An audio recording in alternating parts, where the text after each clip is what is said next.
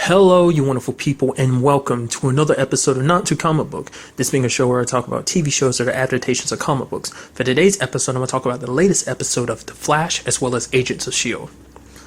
So in this episode of The Flash, we finally get to learn a little bit more about Hunter Zolomon, a little bit more about his past, and it's a pretty messed up past. Apparently his dad was, coming back from the war and he just wasn't quite right in the head, and he killed his mom in front of him. And he went off and lived in an orphanage, and sometime after that he essentially went off and became a serial killer. And it's just like, it's crazy. It's weird to think about. Like, I knew he was a bad guy, but to think he was a serial killer, it's kind of like interesting. Like, it's like, oh, I mean, it's kind of, because it kind of makes sense why he ended up turning out the way he did, because it's like, well, what happens when it kind of shows you what it looks like when a psychopath gets superpowers. So it kind of makes sense why he kind of turned out the way he did. I mean, granted, he, had such a traumatic event happen in his life. It kind of led to him becoming this, but, eventually, it was his own choices that led to him that way. Because he kind of brings it up in the episode, is like, he can, and they constantly make comparisons to it, though. It's like Barry's life to his, because they had very similar lives. It's because of an event when they were children that forged them into who they are now. Barry, the whole situation with his mom and his dad getting sent to prison, like framed for her murder, but he luckily had, Joe and Iris there to kind of keep him on the right path. And then, now he's got his family, everyone, Caitlin, Cisco, Wells, also has Wally too. So it's like he has like a concrete family, and they've forged him, turned him into the man he is. Sadly, for Hunter, he didn't have anyone. He only had himself.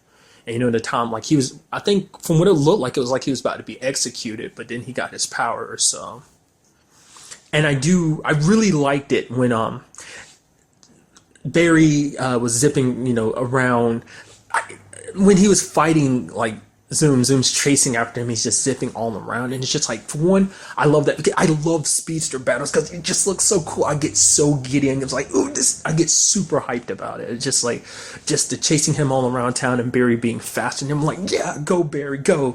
I also like how they kind of did a little psychological warfare against him. They used like cutout boards of his mom and his dad to kind of distract him, and Barry kind of temporarily disabled him.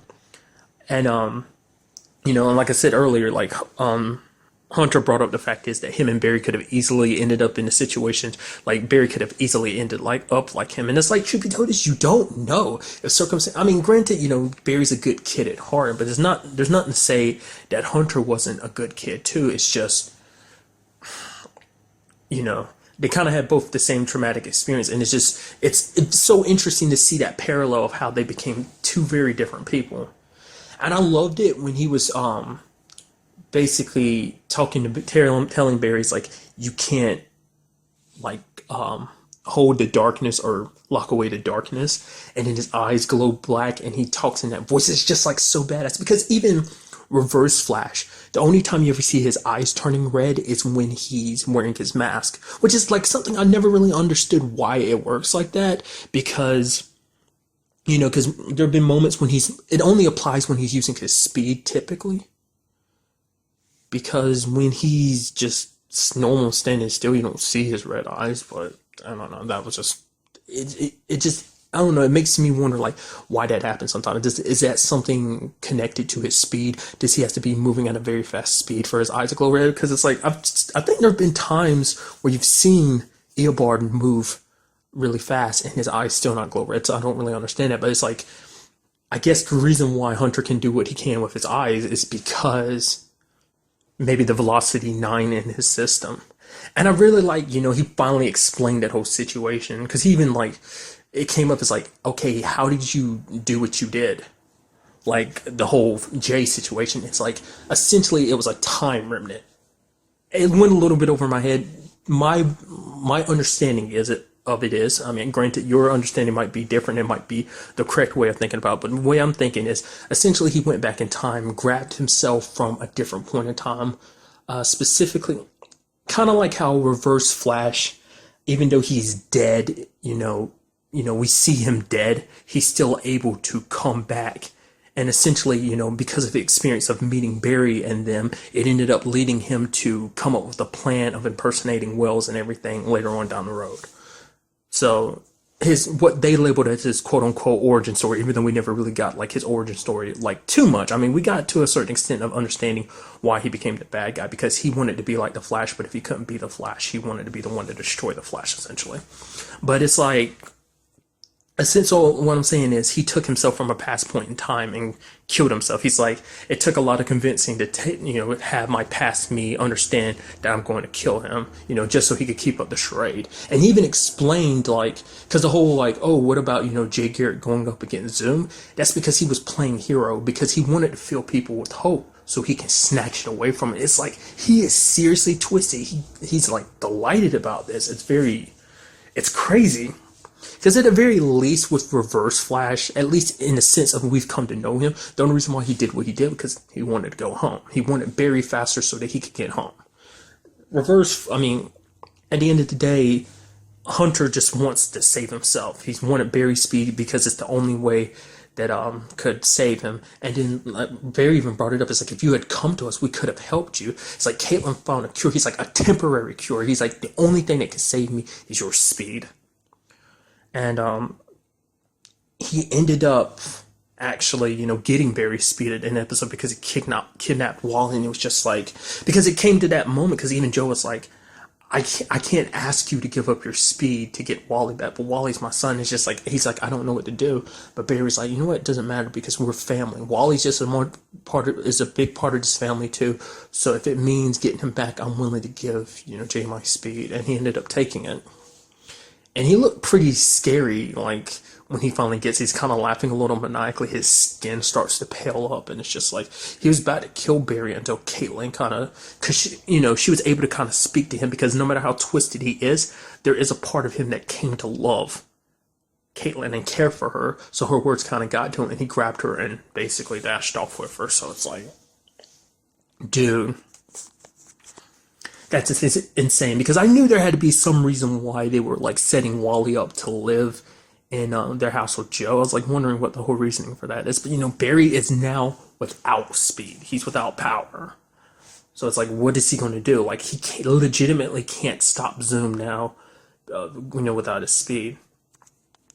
I also liked in this episode, two other things very interesting, is the Iris thing. It's something that kind of keeps popping up. It's like, the whole her and Barry thing, it constantly keeps popping up, and it's kind of, brought up again in this episode. It came up before, but I never talked about it because I forgot to talk about it. But I'm reminding myself to talk about it this time. It's like, her and Barry, like, are they meant to be together? It's kind of is that destiny? Because the fact is, they're married in the future. On Earth 2, they're married as well. So it's like, what is she supposed to do? Because she was supposed to go on a date with her boss, but she kind of bailed at the last minute. And she's like, she doesn't really know, because Caitlin kind of was like, oh, is it because of Eddie or is it because of Barry? And it's just like, honestly, because it's kind of like she doesn't know. Because it's like in every, like, different circumstances, it's like the universe is saying her and Barry are meant to be together. So it's like, should she go with it? Because if she starts dating someone else, she's going to feel like she's leaving behind something she's meant to be with Barry. So it's kind of like, I don't know. It is a very interesting question, because at what point does it just become, this is just how the way things are because you and Barry are always meant to be together? Or is it just lucky circumstances that you end up together in different realities, whether being a future or a different universe in general? And another thing was Cisco, because Cisco was terrified of using his powers, to open up the breach, because he was scared. It's kind of a parallel to his fears are kind of a parallel, to Barry and Hunter, like their powers and how they use them. And it scared Cisco because he's like, if I start using my powers, if I start tapping into them more, how do I know I won't turn into a bad guy? Like, how do I know this won't be the precursor to me becoming Reverb? And, it did bring up an interesting thing, but it's like, Barry was essentially talking about, it's like, you've always had my back, and I'm always going to have yours. So, like, you were there for me when I'm learning all these powers, and I'm kind of scared a little bit, but you've always had my back. So I'm going to be there for you too. through this step by step. As you learn to use your powers, I'm gonna be there with you. And because it was kind of, it wasn't not directly brought up in this episode. I heard the reason why is because this and Supergirl have different production, like, you know, they had different like production schedules. The whole like him going to that other Earth and meeting Supergirl, it seemed like this was that episode, you know, because he punched through a rift and or breach, whatever you want to call it, and ended up coming back pretty instantaneously. He didn't really mention it at all, so that's what made me wonder. Is like, okay, was that supposed to be what happened? It's like, why didn't he mention it then? Not unless that's supposed to happen a little bit later on. But I feel like if it had to be just then, because he was wearing everything, because he had that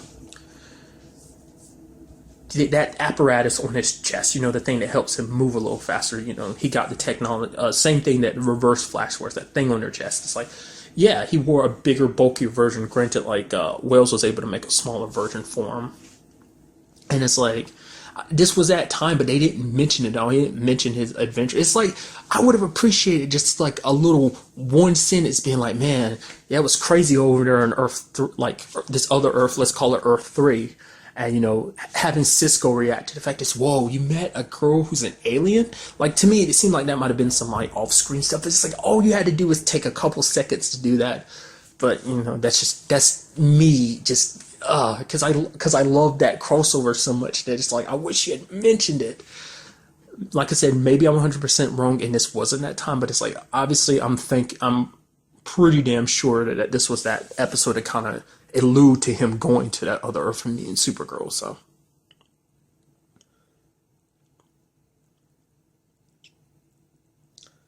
now it makes you wonder. I will bring it up though. There was a point in my brain that was thinking like legitimately when Hunter was taking Barry's powers, that somehow Wally would come back and he'd end up taking it and shooting himself up and becoming Kid Flash. It's like, I take every opportunity to be like, okay, are we about to get Kid Flash? It's like, that's probably going to be something saved for the very end of the season, or maybe that's not something that's going to pop up until next season. I don't know, but it's just like, I keep waiting for it. It's like, how will Wally get his powers, you know, here? And it is interesting, it was brought up in this episode. Granted, it's what gave doppelgangers, because like Joe was like, oh, you know, talking about him wondering if Wally's doppelganger is like him. And, it, you know, that gave Barry the idea to have Cisco be the one to kind of open a breach. But it's like, what about Wally's doppelganger? Because I swear, I don't know, like, I remember some pictures before the season started of Wally, and I'm like, I assumed that was Earth 2 Wally, which we never saw him in Earth 2, so either he wasn't in Joe and Iris's life, or maybe on Earth 2 he doesn't exist. I don't know. Maybe that was, because it looked like something, you know, it was like a still picture. It wasn't like any video or anything. It was like a still picture of him, so it's like, I don't know how that works. But I just keep anticipating that in any moment. And it's like, who is the guy in the mask? Because now I'm thinking about it, because that's something we still never got an answer for, because they were like, yo, who's the guy in the mask? And Hunter was like, you won't believe me if I told you. Which, I don't know. I'm still bouncing to the fact is, you know, it can only be two people. It can either be Eddie, or it can be, you know, the real quote-unquote Jay Garrett. I can only assume the person we know as Hunter Zolomon, the one we met in, you know, here on Earth 1, his doppelganger, either that was Hunter himself, or that was, you know, his past self, you know, there, you know, to kind of satisfy Caitlin, you know, her need to try and find a cure for Jay. So, I don't know. Because it's like, you know, he is Hunter Zolomon, so it's like, where is Jay Garrick? It makes you wonder if, like, it does make me wonder, like, is Jay Garrett another Hunter Zolomon, but from another, like, you know, another Earth? Or is this like the Jay Garrett that's locked up in there is actually a legitimate Jay Garrett, except he doesn't look anything like Hunter. It's just Hunter took away his speed and kept him locked up or something. I feel like, I don't know, it's like he has to be another Hunter. Like, he has to be Jay Garrett, but he looks like Hunter. For him to lock him up in a cage and have a mask on, that's the only explanation for that. 'Cause I feel like if he didn't look like him at all, then he wouldn't have to worry about it. Granted, that could be connected to the fact that he was trying to hide his identity at that time, and he knew that if he introduced, if he let the guy walk around, in that cage with his mask off, then he'd be able to communicate that he's really Jay Garrett or something, or that it'd be that this guy is a fake Jay Garrett or something. I don't know. Just tossing some ideas out there. Be quite interesting to see how Barry handles things. Like I said, taking down Zoom, that he doesn't even have his speed anymore. So now moving on to this week's episode of Agents of S.H.I.E.L.D. Oh, it was so good. I love this episode. I love that the Secret Warriors came together, did their thing, being badass, and came in and rescued the team. All-time favorite part of this episode, though, that was pretty awesome in itself. And I love how they came together, just like how they kind of work together. You seeing Joey doing this thing, you see Yo-Yo doing her thing. And I love the kind of like when Yo-Yo rescued the group from in that, the first person she talked to was Mac, and you kind of see that throughout the episode. Her and Mac kind of having that kind of relationship. It's like she's speaking more English, he's speaking more Spanish. She's talking about how his Spanish is better because, like I said, when the door opened, the first person she said was like Mac, and she's smiling. It's like, okay, because you two stop being adorable. It's like go ahead and get together. I know you want to. It's like it's so blatantly obvious. But my all-time favorite part is the main premise of the episode, because we kind of get a look at it, but the team doesn't know is that Hive says the fact is that they've got an inside man on the ship. At first, I'm thinking like, okay, it's Petrifying guy, but it's like no, Joey killed him, which is very interesting because Joey kind of had to deal with the fact is he was kind of struggling with that, is the fact that he killed that guy. He's never killed anyone before, so. But it's Malik informs Coulson that basically Hive has the power to control Inhumans. That's his main power, that he's a god. Which I love the fact that Coulson's like, because Malik's like, how can you stop a god? And then Coulson's like, I've met a god before, Thor, and it's like, gods bleed. I really like that, but it's just like Malik informs him about the fact this Hive can control Inhumans, and it's just like there's an inside man here. So it's like amongst those four, one of them is being controlled by Hive, and it's just like, dude, I love, because it kind of like a lot of people bring it up like loving the spy aspect of this show, and I like that too, kind of disinformation and deception, and I just loved it. I love how everyone in the group was they picked up on it a little bit because, the base is being locked down, and they're kind of, the Inhumans kind of picked up on it, but, it was Daisy who picked up on it first, being like, yeah, Coulson's keeping something from us. And because I love how it started off as kind of like like S.H.I.E.L.D. is turning against us, but then even amongst the Inhumans, because they kind of locked themselves away, it's like, okay, no, one of us is being controlled by Hive, and it's like they start going after each other. I really loved it because the beginning of the episode set it up like, oh yeah, we're an awesome team, and it's just like it showed you just how quickly they can break apart, like how frail this team was. And it kind of gets brought up, because Daisy ended up saying like, oh, we'll come back stronger. But I love it because you just don't know who it is. Essentially, all eyes point to Lincoln because Lincoln was the first one to kind of act out, being like, like you're assuming it's one of us. Because I won't lie, it was in the back of my mind. I was thinking it might be. I was like, no, maybe it's not none of them. Maybe the twist is going to be that it's actually one of the people, like, one of the regular humans. But I was like, no, it can't be because, Hive can definitely only infect humans. And, it's like all the evidence is pointing me to Lincoln. And I'm like, okay, it's obviously not Lincoln because all that stuff is pointing to him.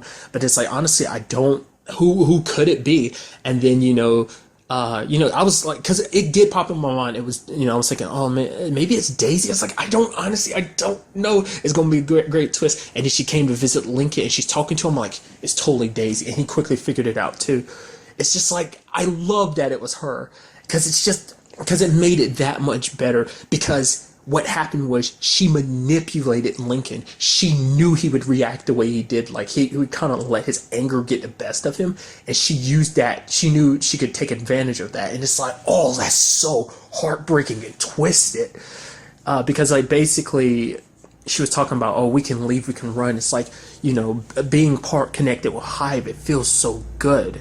And he's just like, I don't want any part of that. But she's like, eventually you'll understand, and want to be a part of this too. It's just, oh, I love that, dude. I loved it, and I love that it had to be Daisy. I feel like it makes it that more impactful. That like I feel like out of anyone, it would have hurt a little bit. I mean, because granted, none of the relationships are going to be 100% the same after this, because Mac was calling what's her name, Elena. I forgot what her real name is, but it's Yo-Yo. He was calling her by Yo-Yo. She's like, my name is, her name, and it's kind of like, oh, that sucks, because she feels like, S.H.I.E.L.D. was betraying them, but it's like S.H.I.E.L.D. had their reasoning because, they had to make sure things didn't get out of control. But what really got me with it being Daisy too, because Daisy's never killed anyone before, right? To my recollection, she hasn't. She killed Malik pretty brutally too. Like, she used her powers, and from what I could tell, it seemed like she crushed his skull, didn't? Because it kind of looked like his face was a little sunk in from her power. So I'm guessing she crushed his skull. Which I was right. It would be Hive that ended up killing him. And granted, we found that out last episode, but it's like I thought Hive would have done it directly, and had no idea he ended up getting someone else to do it. Which I should have known, because it's like, if it was Hive going to kill him, there wouldn't be any skin left on Malik's bones. But that was just, like I said, I legitimately don't think Daisy's ever killed anyone before. This is her first time, so like when she actually does break free of his control, it's like that's probably going to haunt her, because that's not something easy to forget. It's because no matter what he does, like the fact is that Coulson killed Ward, it's still haunting him. Granted, it is physically haunting him, because like him doing that act of vengeance set Hive on its path to be where it is now, in their world. So, but what I really, really liked is, Daisy took all the Terrigen as well as that artifact. It's something, I forgot what it's called. It's the one that Lincoln had that's connected to that he got last episode. And what I really liked too was they kind of brought it up as a suggestion in the whole deception thing. Was the fact is, because I'm thinking about it, is Lincoln was alone with because he came across Ward / Hive, during the episode where Daisy got the visions of the future. It's called Space Time. I remember it just because like the name always stuck out to me. But in that episode, he got hit by the fire hydrant and came across Ward, and they're like, yeah, you were alone with him. So it's like Lincoln's been infected this entire time, not just on this latest mission. And it's just like, oh, I loved it, dude. And then the ending, it was so beautiful. Like, she's literally using her powers, and she's like damaging the base. It's just like, you forget just how powerful Daisy is, because it never seemed like she uses her powers to their fullest, and it just shows you just how powerful she can be. I think currently I would go as far as saying she's probably one of the strongest, if not the strongest, Inhuman that we're aware of. I mean, at least from my opinion, because just how much damage she was causing. It seems like it's not just, in the hangar where she was, the damage she was causing. She was causing major damage there, but it seems like around the entire base was getting damaged too. So, and then at the very end we had Hive talking with telekinetic dude, non-biological telekinetic dude. I have to express that because his telekinesis only works on non-biological objects. But it's talking about like, what do we do with Malik's money? And Malik had like, I think it was like $900 million, like $900+ million. It's just like Hive is like, we'll kind of put that money to good use. So it's like, what is a quote unquote God going to do with all that money? It's like, what plans does he have? And it's just like, because he's going to be building his own army, obviously, because he's got all that Terrigen. So meaning he can make more Inhumans, meaning he can make more soldiers. And it's just like, dude, I don't know. And I cannot wait for for the next episode, because it's like the team is going to have to go up against Daisy, and it's just like we've seen how deadly Daisy's powers can be when she puts them, like, bolsters them to the point of killing. We've seen just how deadly they can be. So it's like, how do you go up against a once ally, especially in Lincoln's case, because it's like, yo, that's the woman you love, but it's like in his mind he kind of saw it, nearing the end. It's like, yeah, no, that's not Daisy. She's totally, that's 100% Hive or whatever controlling her. So it's like, I cannot wait to next week's episode to see more. But that's really all I want to talk about in this episode. Till the next time we meet, be happy, be safe, live life to the fullest, and enjoy it. Good day and goodbye.